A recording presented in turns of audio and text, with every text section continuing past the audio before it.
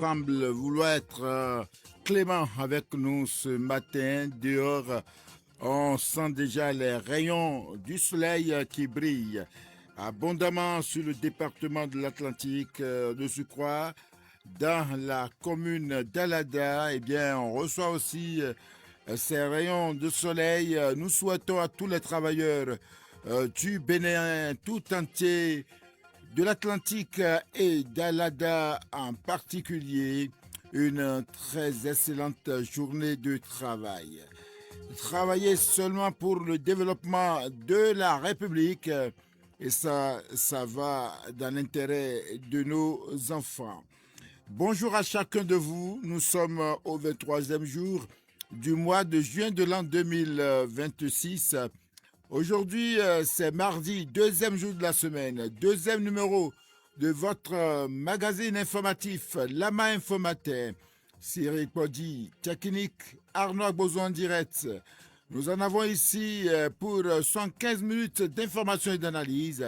Et comme vous le savez, c'est le bulletin d'information qui ouvre le bal. Et maintenant, c'est parti tout de suite.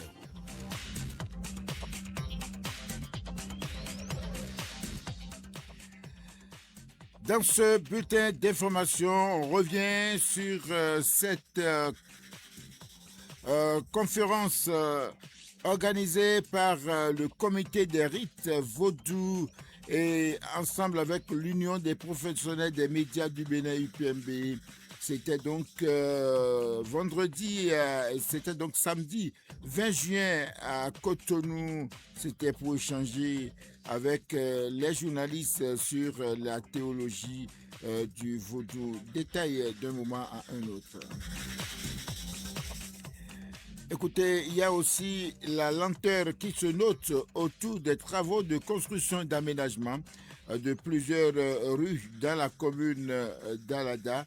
Et ça fait déjà réagir les citoyens, lancés dans le but d'améliorer la mobilité des usagers et de renforcer les infrastructures routières. Ces travaux qui piétinent créent assez de désagréments à la population. La population qui invite d'ores et déjà les autorités et les entreprises en charge des travaux à vite agir pour les soulager. C'est là les titres.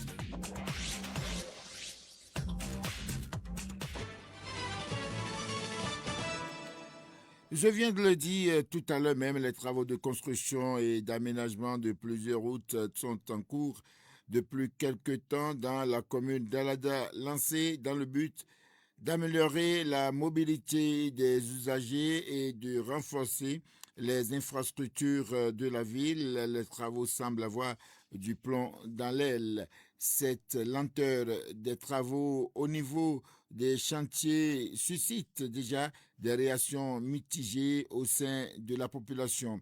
À plusieurs endroits, les voies ont été creusées et des travaux préparatoires sont en cours, mais avec les pluies de ces dernières semaines, certains axes sont devenus difficiles d'accès. Boue, flaques d'eau et dégradation des chaussées compliquent le déplacement des usagers. Quelques citoyens rencontrés dans le centre-ville d'Alada expriment ici leur désarroi. Je suis d'abord très reconnaissant envers les autorités, quel que soit le niveau pour les travaux qui s'opèrent ici à Alada. Nous voyons que ces chantiers contribuent de façon inéluctable à améliorer le trafic routier. Seulement, la lenteur des travaux par endroits met en difficulté les populations. Vous pouvez prendre un chemin aujourd'hui et vous rendre compte que le lendemain, ce chemin est bloqué. Et aussi, le retard dans les travaux fait que, en cette saison de pluie particulièrement, les travaux démarrés transforment la route et par endroits, la boue empêche et bloque carrément le passage. Je ne vois pas l'évolution des choses. Quand nous regardons un peu, nous voyons qu'il y a des travaux qui sont laissés et on entame d'autres. Les routes il n'y a plus vraiment de route précise où les gens peuvent vraiment passer pour aller à un endroit. Et ça cause des accidents. Il y a la mévente aussi pour des gens qui ont leur boutique au bord de la voie. Et par exemple, imaginez, vous avez votre boutique au bord de la voie, quelqu'un vient creuser ou bien on vient creuser les grands trous qu'ils sont en train de creuser devant vous. Et non seulement ça, en ces périodes de pluie, la pluie tombe et remplit le trou là. C'est dangereux pour les clients qui vont vouloir venir. Quand eux, ils vont penser à ce danger, ils vont se dire c'est mieux de rester chez soi, c'est mieux d'aller à un autre endroit. Ce chantier, ça n'évolue pas. Parce que déjà, tu vas voir, à des endroits donnés, ils vont dire route barrée. Le lendemain, tu verras encore une autre route barrée, il n'y a plus de route. Il n'y a plus de route, ce qui crée des fois des accidents. Et aussi, c'est une perte de temps. Tu vas aller à un endroit T maintenant, là, tu dois passer par des raccourcis avant d'aller à l'endroit, ce qui fait que c'est une perte de temps. Chez moi maintenant, ça fait déjà près d'1 an qu'ils ont commencé. Ils vont là maintenant. C'est seulement trottoirs qui sont en train de faire ce qui n'a même pas encore pris fin. Et je ne sais pas la cause. Face à ces difficultés, les citoyens invitent les entreprises en charge des travaux et les autorités compétentes à accélérer le rythme des chantiers et à prendre des mesures pour limiter les désagréments causés aux populations pendant cette période.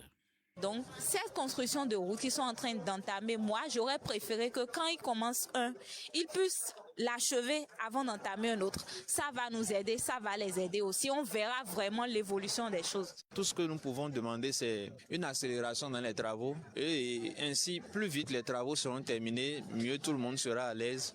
Et nous pourrons voir, constater l'effectivité du résultat de ces travaux-là sur le développement de la commune. Propos recueillis par Ruth Daguet.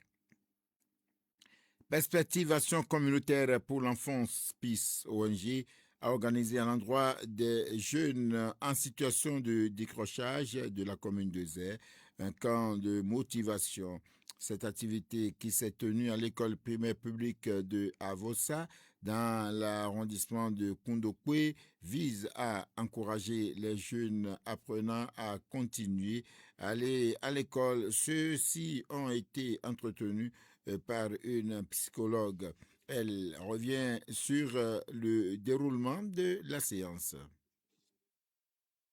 Nous avons été sollicités par l'ONG PIS pour animer une séance au profit des élèves en situation de décrochage à Zé, à Kondokwe. Voilà, donc ils étaient au nombre de 18 participants et la séance s'est bien déroulée. Les enfants ont bien réagi. L'idée ici, l'objectif à atteindre ici, c'est de pouvoir les motiver à reprendre l'école. Si entre-temps, ils ont laissé ou s'ils envisagent le faire, de pouvoir continuer. Et je leur ai montré qu'en réalité, pour tout problème, il y a des solutions et que parfois la solution vient de l'intérieur de soi. Ça demande parfois, ça peut être le courage, la patience, la persévérance. Et également qu'il y a des solutions pratiques pour certaines difficultés. Donc, je pense qu'ils ont eu une compréhension claire de la chose et ils sont déterminés à continuer l'école malgré tout et à affronter les différents problèmes auxquels ils seront confrontés aujourd'hui et plus tard. Voici l'appréciation de quelques participants à la fin des échanges. Je suis content pour ce qu'on a fait aujourd'hui. Je serai encore content pour la fois prochaine. Merci à celui qui a organisé cette séance. Autre sujet de ce bulletin d'information, je l'annonçais dans le titre, le comité des rites Vodou, en collaboration avec l'Union des professionnels des médias du Bénin, UPMB, a organisé une séance d'information et de sensibilisation sur la théologie du vaudou. On prépare à cette séance à Cotonou les journalistes. Le professeur Marion Kakpo est le président du comité. C'est une activité que nous avions inscrite dans notre plan de travail annuel que nous avons programmé pour parler aux journalistes, aux artistes et aux communautés pour que les nôtres puissent savoir ce que c'est que le vaudou, les fondements, les pratiques et en somme la théologie. Donc c'est une activité qui était programmée depuis. Nous la tenons aujourd'hui avec les journalistes d'abord dans le cadre d'un déjeuner de presse pour qu'ils puissent comprendre. Et là, nous leur avons expliqué ce que c'est que le vaudou. L'ordonnancement du monde, de l'univers par le vaudou, la question du créateur, la question de l'émanation des esprits et du vaudou, la question de la mort dans le vaudou, la question de l'eschatologie et de l'axiologie dans le vaudou. Et j'ai compris que les journalistes ont bien assimilé, ils ont découvert leur propre culture que l'on essayait de leur cacher. Cette culture qui en réalité est un humanisme. Un reportage dans ce bulletin d'information. Les relations entre le Bénin et le Niger connaissent une amélioration marquée par de signaux diplomatiques jugés encourageants des deux côtés.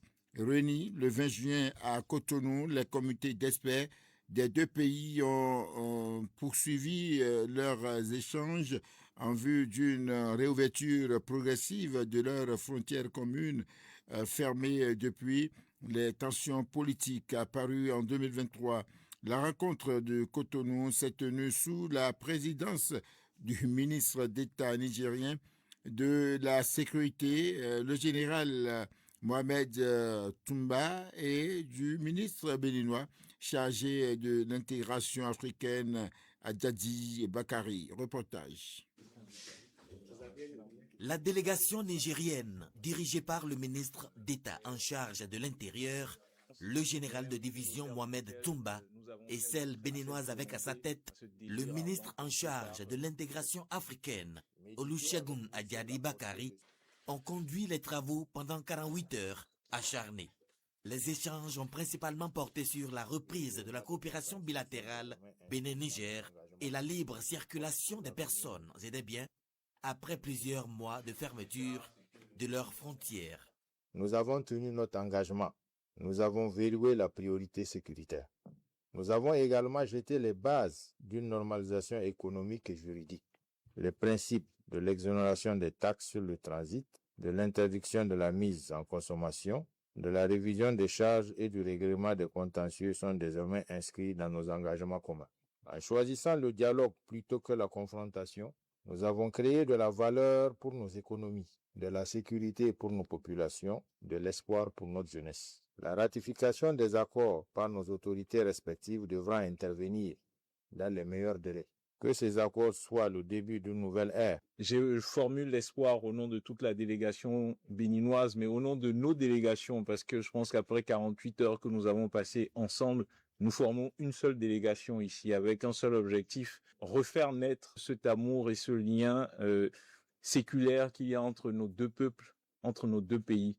J'ai bon espoir que chacun de nous rendra compte à ces autorités, comme vous l'avez dit, pour une validation formelle, une ratification des conclusions auxquelles nous sommes parvenus et pour que, de manière très rapide, nous puissions les mettre en œuvre au bénéfice de nos populations respectives.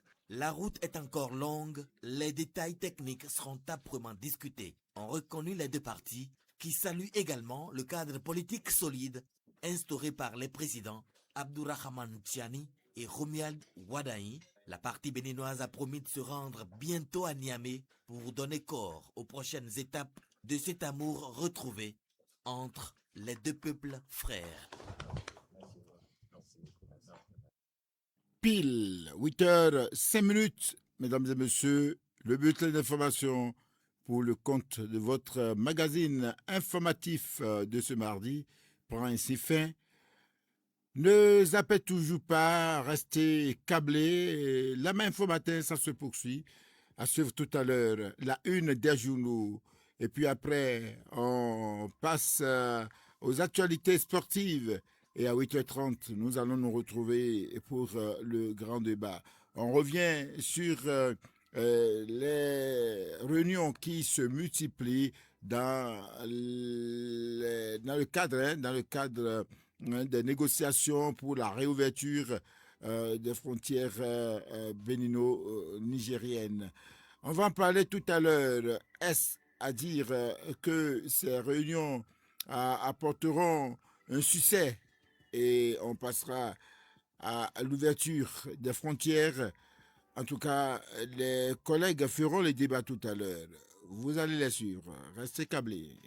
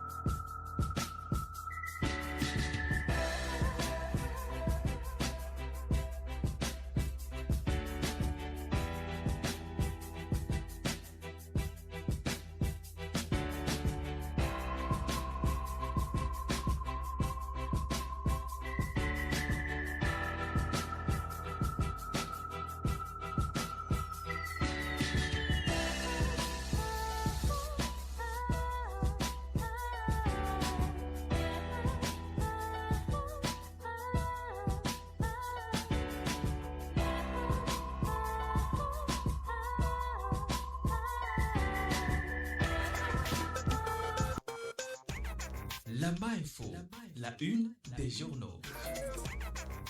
On s'informe à présent à travers les canaux. L'actualité du jour, relayée par nos confrères de la presse écrite. Benes Koukoudi, bonjour. Anoa Bozo, bonjour. La une des journaux. Nous allons démarrer ce matin par le quotidien Le Meilleur. Solidarité et protection des personnes déplacées. Le Bénin réaffirme son engagement en faveur de plus de 29 000 réfugiés et demandeurs d'asile. Occupation anarchique du littoral béninois, le gouvernement lance le démantèlement des constructions précaires sur la route des pêches entre Cotonou et Ouidah. Concours de recrutement de 50 auditeurs de justice et 50 élèves greffiers, 2798 candidats ont planché le week-end dernier. On passe à un autre quotidien, L'Informateur. Protection des personnes en difficulté, le Bénin réaffirme son engagement en faveur des réfugiés. Politique nationale pour parler entre l'UPR et la FCBE.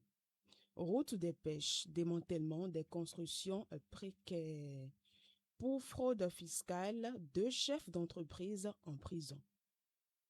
Le quotidien Matin Libre qui prend place maintenant. Gouvernance Wadani, 30 jours qui confirme une ambition pour le Bénin. Coopération judiciaire, les résolutions de la réunion des autorités nationales de la CEDEAO. Non-désignation des sécu au Bénin quand la décentralisation se grippe à la base. Littoral béninois, démarrage du démantèlement des habitats précaires. On reste toujours avec le quotidien Matin Libre. Conseil municipal de Parakou, Tadjoudine Imoru Boukari n'est plus. La boussole qui s'installe. Quotidien La Boussole titre ce matin « Développement touristique, le gouvernement assainit la zone de la route des pêches. Renouveau culturel, la fête de la musique reportée pour une édition. La fête de la musique reportée pour une édition exceptionnelle. Baccalauréat 2026, les candidats fixés sur leur sort le 8 juillet prochain. Avec l'appui de la coopération suisse, la HAC renforce les médias sur les droits socio-économiques. Et on retrouve le quotidien L'Économiste, promotion du tourisme. Le Bénin se rêve en hub hôtelier haute gamme. On va retrouver très rapidement le matinal. Route des pêches, le démantèlement des constructions précaires lancé. Les populations concernées invitées à s'exécuter. Agenda mondial des villes durables, Cotonou impose son modèle de résilience à Londres. Baccalauréat 2026, la correction des copies démarre le 29 juin. Municipalité de Parakou, le conseiller Tadjoudine Imoru n'est plus. Fraternité à présent, pour faire face au collectif budgétaire de 882,4, le Bénin vise plus de 947 milliards de francs CFA de recettes douanières en 2026. Diakpata à présent, Bénin, près de 29 réfugiés accueillis, un engagement humanitaire salué. Baccalauréat 2026 au Bénin, le calendrier complet des corrections et résultats dévoilés. Réouverture de la frontière Bénin-Niger, ce qu'il faut savoir de la séance de travail de Cotonou. Et ce sera tout. Merci Benes Koukoudi. À demain pour une nouvelle retrouvaille et une nouvelle présentation de la une des journaux.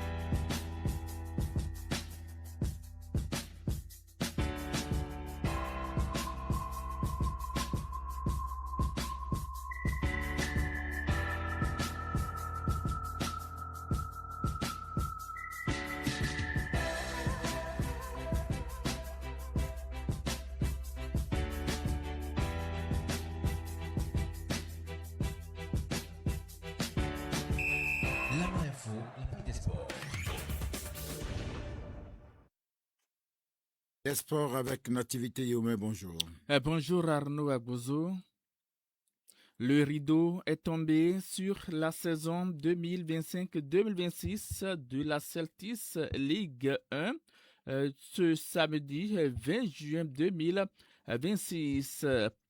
Place désormais aux chiffres manquants de cette saison entre la course au titre, qualification africaine et lutte pour le maintien. Sachez tout simplement qu'après 34 journées de rude bataille, Sobemap Davrankou a tiré son épingle du jeu pour décrocher pour la première fois de son histoire le titre de champion du Bénin, porté par une régularité et une solidité défensive remarquable.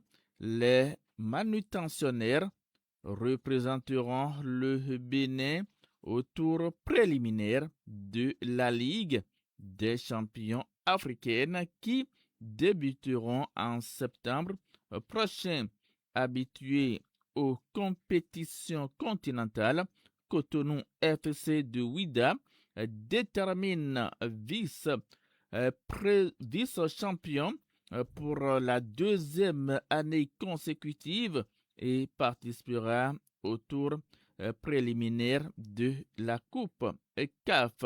Champion en titre, Dadje a connu une saison particulièrement semée d'embûches financières et administratives entre salaires impayés et départ des joueurs. Le club d'Aplahoué n'a pas pu lutter pour conserver son titre.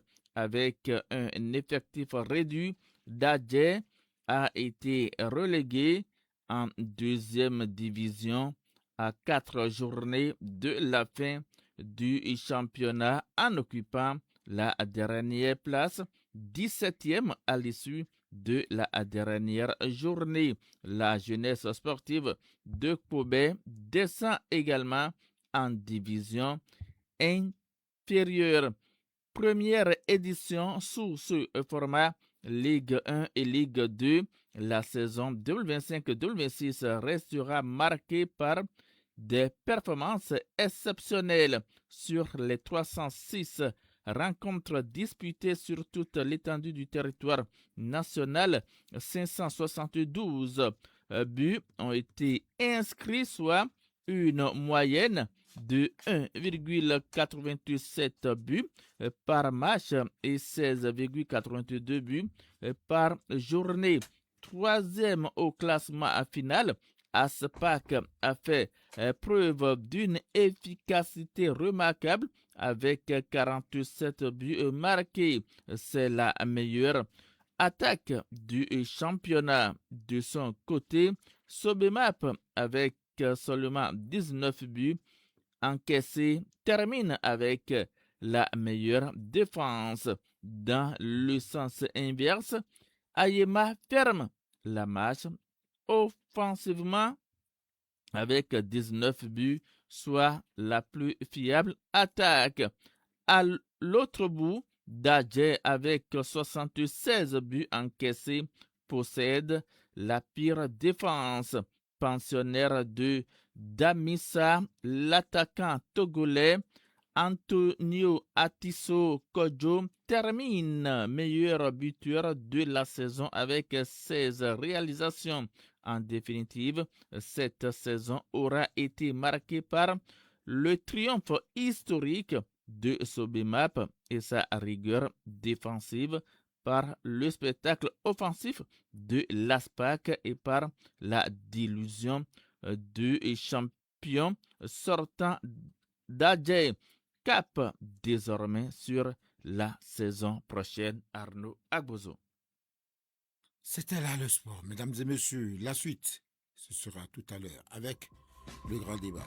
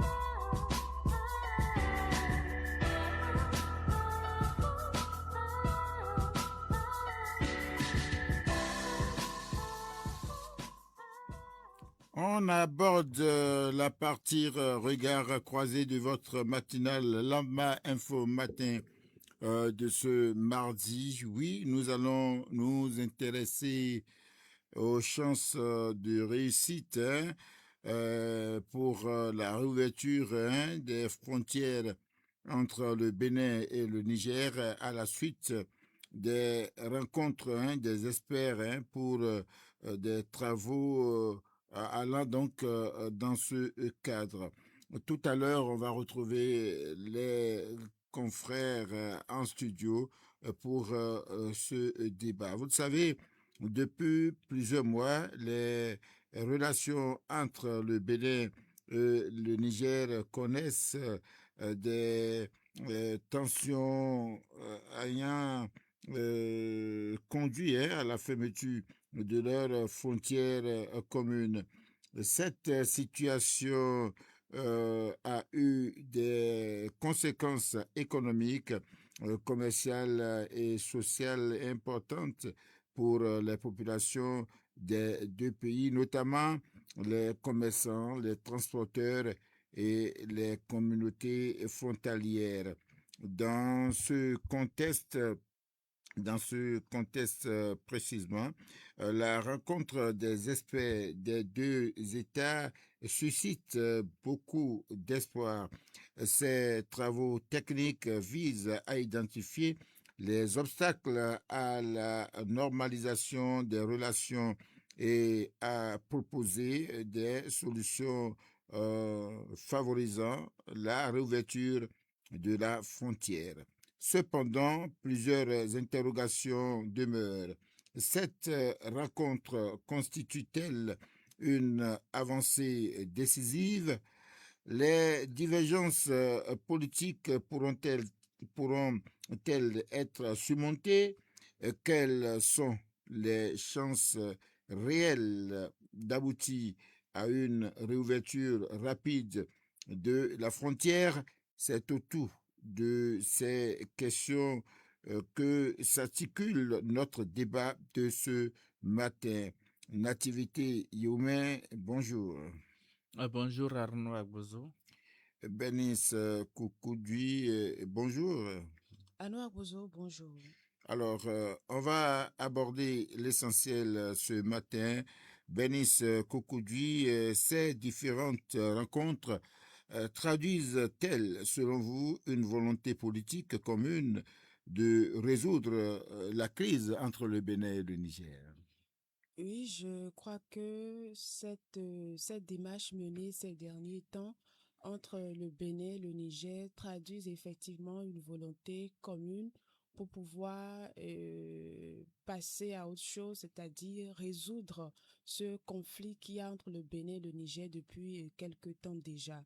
Donc, je crois que les deux pays ont voulu dialoguer pour pouvoir quand même trouver solution face à ces divergences qui opposaient le Bénin et le Niger. Donc, ils ont préféré le dialogue que la confrontation.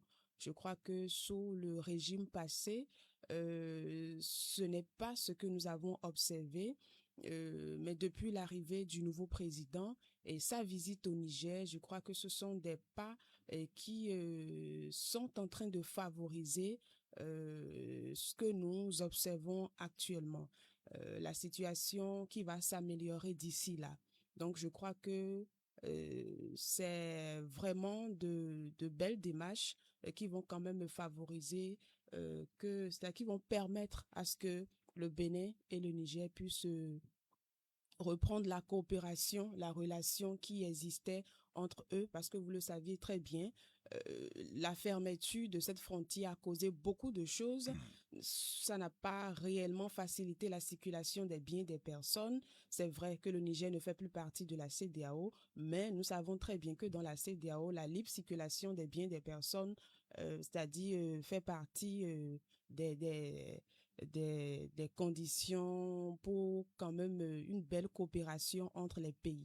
Donc, cette réouverture, parce que je crois que nous sommes sur le point, les deux pays sont sur le point de pouvoir quand même reprendre leurs relations. Donc, la réouverture de la frontière va vraiment favoriser et le Bénin et le Niger. Et je pense que ça a bien démarré. Pensez-vous la même chose, Nativité Youmé? Est-ce que c'est une volonté politique qui amène les deux États à passer à la table de négociation?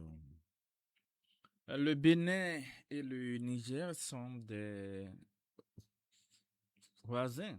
Quoi qu'on dise, ces deux pays ne peuvent pas rester séparés. Euh, Depuis que cette crise a été annoncée, a démarré bien sûr en 2023, je crois que ce soit le Bénin ou le Niger, les citoyens ne se sentent pas du tout à l'aise. Donc, les différentes démarches que nous constatons ces derniers temps permettront de passer à une réouverture pour le bonheur des uns et des autres. C'est une très bonne démarche. Et c'est ça qui prouve que celui qui a été identifié et adopté, accepté par le peuple béninois est capable de bien gérer le peuple béninois. Je voudrais parler du président Romuald Wadaï. Il a été identifié par c'est-à-dire son prédécesseur, Patrice Talon. Et aujourd'hui, en moins de quelques semaines, avoir déjà les actions, les pas posés par ce président, on a compris que vraiment l'homme est à la taille des tâches qu'on lui a confiées. Donc, si dans les heures à suivre ou bien dans les semaines à suivre, cette réouverture est devenue effective, il sera applaudi par le peuple béninois parce que c'est ce que veut le peuple. D'accord. Justement, est-ce que les experts disposent-ils d'une marge de manœuvre suffisante pour faire avancer le dossier pour qu'on aille à cette réouverture de façon rapide? Non, mais écoutez, les experts, je crois que ces experts ont déjà fait ce qui leur est revenu. Ils ont déjà déposé le rapport et c'est après le dépôt donc de leur rapport que la séance du samedi 20 dernier a eu lieu à Cotonou. Vous n'êtes pas sans savoir que à la réunion de Cotonou, beaucoup de choses ont été dites, même si le Niger a posé donc des conditions. Je crois que tout ce qui a été demandé sera donc analysé par le président de la République du Bénin et les différents ministres qui vont travailler pour un apaisement, pour une réouverture favorable au peuple béninois. Et je suis sûr que quand les démarches vont pouvoir recommencer, le peuple nigérien ne va pas boycotter parce qu'on note également une volonté, une détermination du côté du peuple nigérien. Le président le président Yanné aujourd'hui est déterminé à ce qu'on fasse cette réouverture.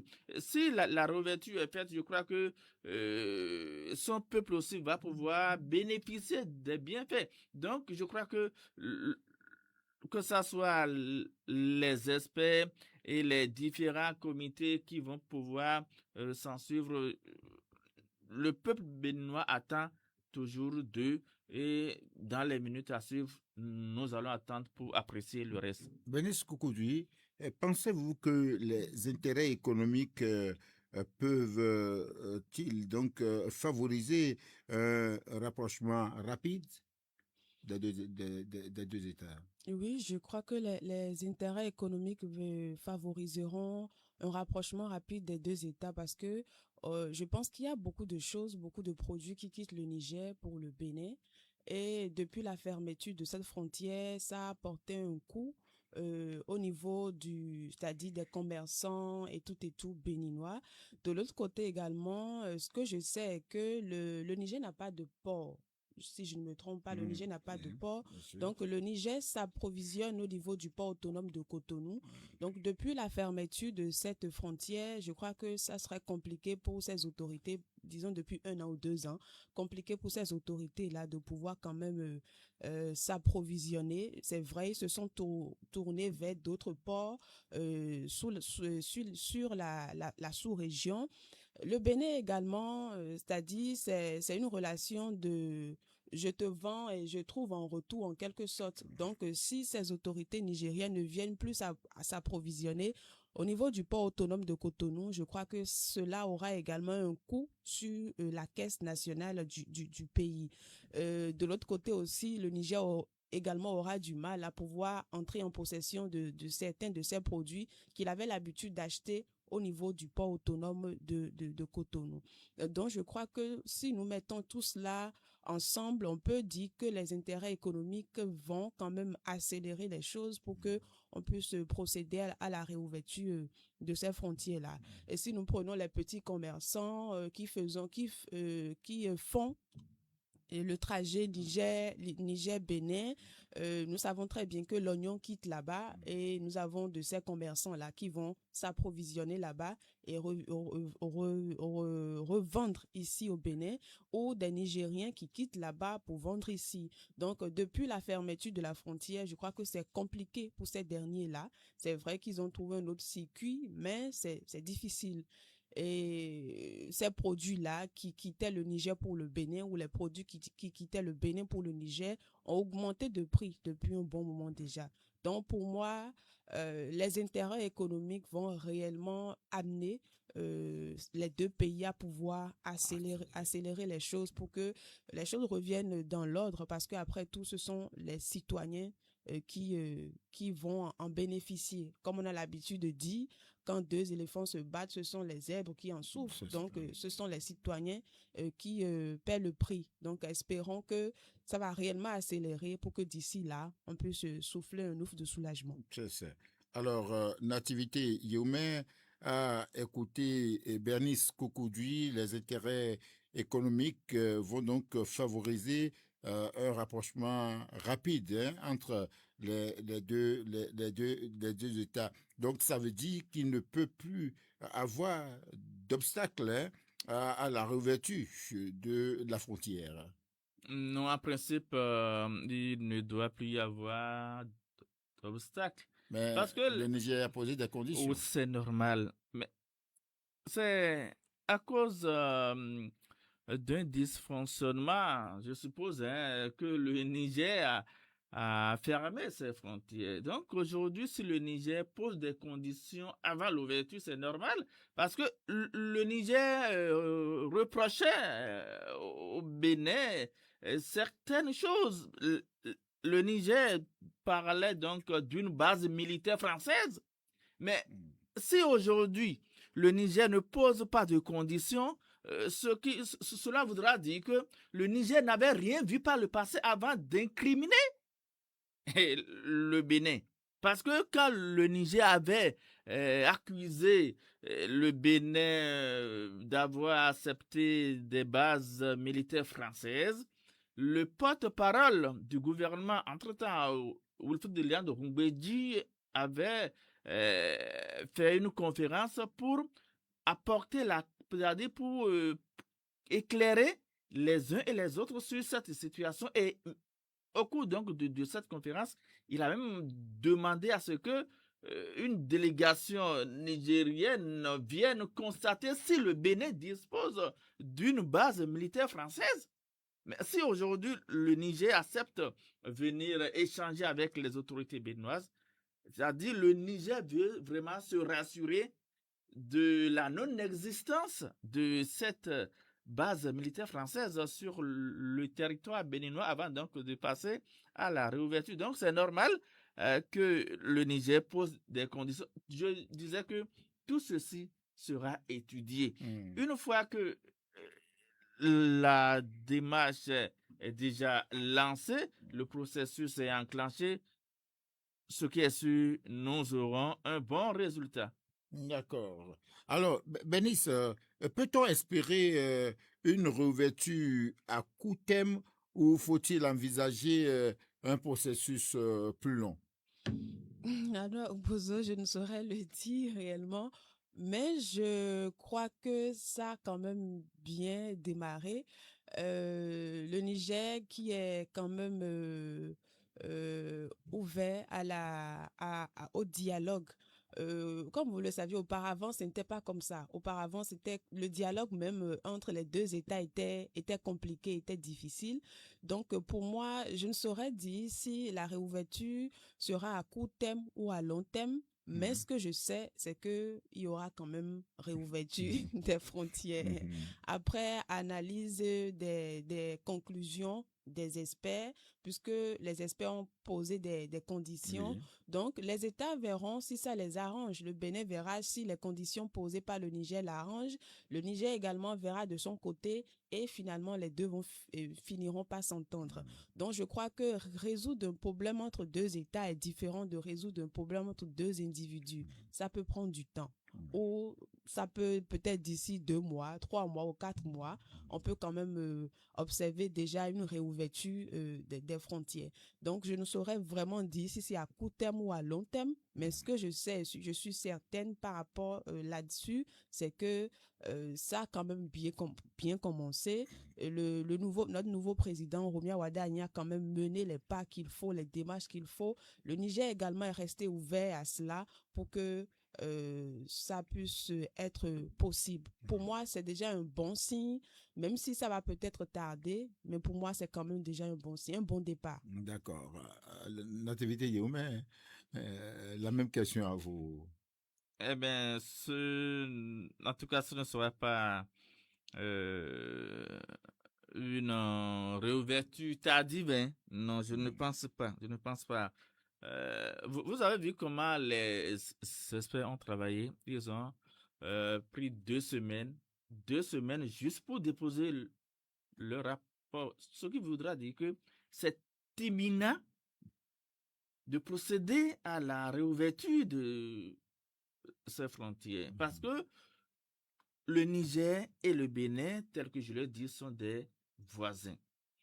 Vous ne pouvez pas rester écarté de votre voisin. Non, vous devez échanger, vous devez dialoguer. Et par la suite, maintenant, c'est le dialogue. Ils ont privilégié le dialogue pour régler cette crise politico-économico-diplomatique. Parce que vous n'êtes pas sans savoir qu'en 2023, c'est la chute de Bazoum qui nous a entraînés dans tout ceci.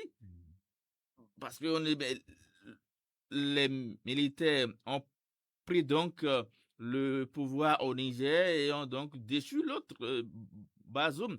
Et dans les pays de la CEDEAO, on ne peut pas accéder au pouvoir par la force.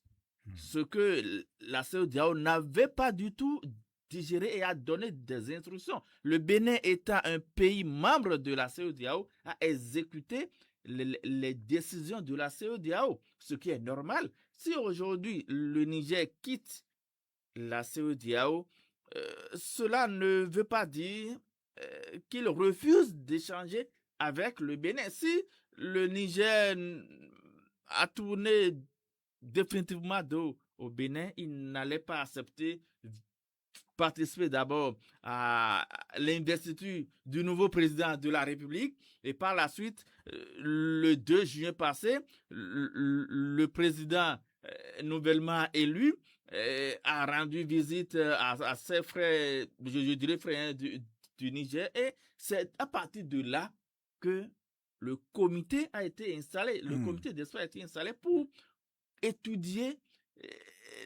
le pour et le contre de la réouverture des frontières. Donc, ça ne va plus tarder, à mon humble avis. Justement, lorsqu'il y avait eu fermeture, on avait demandé aux organisations régionales de jouer, hein, leur rôle dans le règlement du conflit.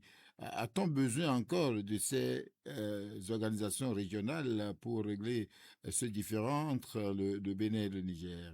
Tout à fait. Mais écoutez, lorsqu'on parle d'une organisation régionale, l'organisation régionale est là pour veiller à la sécurité, veiller à la paix dans les pays de la sous-région. C'est normal qu'on sollicite cette organisation sous-régionale, bien régionale, de pouvoir intervenir dans ce qui se passe. Quelle organisation, par exemple? Mais écoutez, la CEDEAO en première position. Ah mais oui, parce que le Bénin, je dis, le Bénin, jusqu'à l'heure où nous parlons, reste et demeure membre de la CEDEAO. C'est vrai, le Niger a quitté. Mais la CEDEAO peut toutefois intervenir et chercher à concilier les deux pays frères. Nous sommes des pays frères, Niger, Togo, Bénin, Burkina Faso, Mali. Nous sommes des pays frères. C'est pourquoi on s'est retrouvés dans la même organisation qui est la CEDEAO. Donc, s'il y a un problème entre deux pays de la CEDEAO, c'est normal que la CEDEAO puisse vraiment intervenir, chercher à régler les problème qu'il y a. Si la CEDEAO n'a pas pu et que c'est entre ces deux pays, le Bénin et le Niger, que la solution est venue, c'est normal. Aujourd'hui, qui a demandé au Niger d'accepter le Bénin? Mais c'est après analyse des faits que le Niger même s'est rendu compte que il faut qu'on échange, il faut qu'on dialogue. Et c'est très bien. Le président Tiani est à féliciter, le président Béninois aussi est à féliciter, parce que vous avez vu comment il a accueilli le président béninois le 2 juin passé. Vous avez vu, non? Vous avez vu les images. Justement, c'est dans une convivialité. Donc, on note vraiment une détermination, une volonté de la part du président nigérien. Bénis, pensez-vous que les organisations régionales vont encore intervenir dans le règlement de ce différend entre le Niger et le Bénin? Moi, je ne crois pas parce que les deux pays sont déjà d'accord, les deux pays dialoguent déjà. C'est quand il y a confrontation, quand il y a mésentente, quand il y a guéguerre, que très souvent on voit ces organisations-là jouer le rôle de médiation pour pouvoir résoudre la crise. Mais quand les deux pays déjà sont déjà d'accord et c'est-à-dire partagent déjà le même point, je dis le même point de vue en quelque sorte, c'est-à-dire sont d'avis pour pouvoir dialoguer, pour pouvoir parler, pour pouvoir trouver une solution. Je ne vois pas en quoi est-ce que ces organisations-là, la CEDEAO ou bien l'AES, viendront encore intervenir, puisque les deux pays déjà sont quand même déjà sur le point de pouvoir trouver une solution face à leurs problèmes. C'est quand il y a guéguerre, c'est quand il y a confrontation, c'est quand les deux pays n'arrivent pas à s'entendre que la CEDEAO intervient, ou carrément la CEDEAO peut-être désigne un chef d'État ou peut-être quelqu'un au niveau de l'organisation pour pouvoir jouer la médiation entre les deux pays, les rapprocher, essayer quand même de trouver une solution tout et tout. Dans ce cas-là, je crois que le rôle de la CEDEAO, pour moi, je trouve que ça sera inutile. Le rôle de la CEDEAO ou bien de l'AES, pour moi, je crois que ce n'est pas important. Puisque nous savons déjà que la situation d'ici là, on va connaître un dégel, donc je ne vois pas en quoi est-ce que ces organisations viendront intervenir. Alors, selon vous, quelles mesures devraient accompagner cette réouverture pour garantir sa durabilité? Pour moi, je crois que les mesures, c'est que chaque pays puisse respecter les conditions ou bien par exemple, le Niger a posé des exigences. Si le Bénin venait à accepter les exigences du Niger, c'est que tout au long de la réouverture de la frontière, le Bénin va respecter les exigences posées par le Niger pour quand même garantir la durabilité de la relation entre les deux pays. Si le Bénin aussi a posé peut-être des conditions ou bien des exigences au Niger, le Niger également, à son tour, respectera aussi ces conditions-là. Je pense que c'est le respect des conditions posées parce que c'est vrai, nous voulons quand même procéder à la réouverture des frontières, mais n'oublions pas que dans le passé, il y avait des choses qui nous ont opposés. Donc, pour garantir la sécurité des deux pays, des choses, des bases doivent être posées. Et chaque pays doit respecter ces conditions-là. Je pense que c'est ça qui fera que nous allons observer une bonne relation entre les deux pays durant un bon moment. En tout cas, durant la réouverture. Jusqu'à l'éternité. Jusqu'à l'éternité. Donc, je crois que c'est un peu ça. Et parlant justement, Bénis évoquait la situation, parlant justement des conditions. Parce qu'il faudrait que le peuple sache de quelles conditions s'agit-il. D'accord. Le ministre chef de la délégation nigérienne, le ministre Toumba a évoqué deux conditions et on n'a pas cessé donc de les évoquer ici. Alors, la première condition, Arnaud Agbozo, pour cette réouverture, il s'agit donc de la signature d'un accord de défense. La signature d'un accord de défense. Et l'autre condition est ceci, la signature d'un accord de sécurité qui pose les principes intangible de la non-utilisation du territoire de l'un contre l'autre. C'est-à-dire, l'un ne va pas utiliser le territoire de l'autre contre l'autre. C'est-à-dire, l'un ne va pas accepter des mercenaires sur son territoire pour attaquer l'autre. Et à part donc ces deux conditions, Arnaud Agbozo, il y a peut-être une troisième condition qu'on n'en parle pas trop, parce que le général Toumba a aussi exigé une transparence totale sur les dispositifs étrangers stationnés à proximité de la frontière des deux pays délimités par le fleuve Niger. Nous parlons tout à l'heure donc selon le Niger, il y aurait des bases militaires françaises. Mais si le Bénin ne se retrouve pas dans ce que disait le Niger, je crois que c'est valable pour lui de signer cet accord et de montrer sa bonne foi au peuple nigérien. C'est ça qui va rassurer le président Tiani. Parce que si nous avons déjà signé un accord et que nous sommes prêts à respecter les principes de l'accord, ça ne pose aucun problème. Donc si on respecte ces accords, on peut dire que cette réouverture, s'il arrivait à être chose réelle, va durer dans le temps. Ah, tout à fait, mais dans cette semaine, je crois que les deux pays vont encore se revoir. D'accord, parce que les conditions ont été posées le samedi passé. Donc, le ministre béninois, Olusegun Adjadi Bakari, va faire le point au président de la République, Romuald Ouadaï. La délégation nigérienne aussi va rendre compte au président Tiani. Et les deux présidents vont pouvoir s'asseoir, réétudier, s'il le faut, pour pouvoir prendre de bonnes décisions pour le bonheur des uns et des autres. Bénis, Nativité, une dernière question pour boucler ce débat. Comment renforcer la confiance entre les autorités béninoises et nigériennes, selon vous? Renforcer la confiance entre les deux pays, les deux nations. Bon, je crois que, comme je l'avais dit, c'est pouvoir quand même respecter chaque clause qui sera issue c'est-à-dire de la conclusion des experts après les études, après analyse, c'est que il faut que chaque pays puisse respecter ce qu'il a posé, c'est-à-dire respecter les conditions de l'autre pays.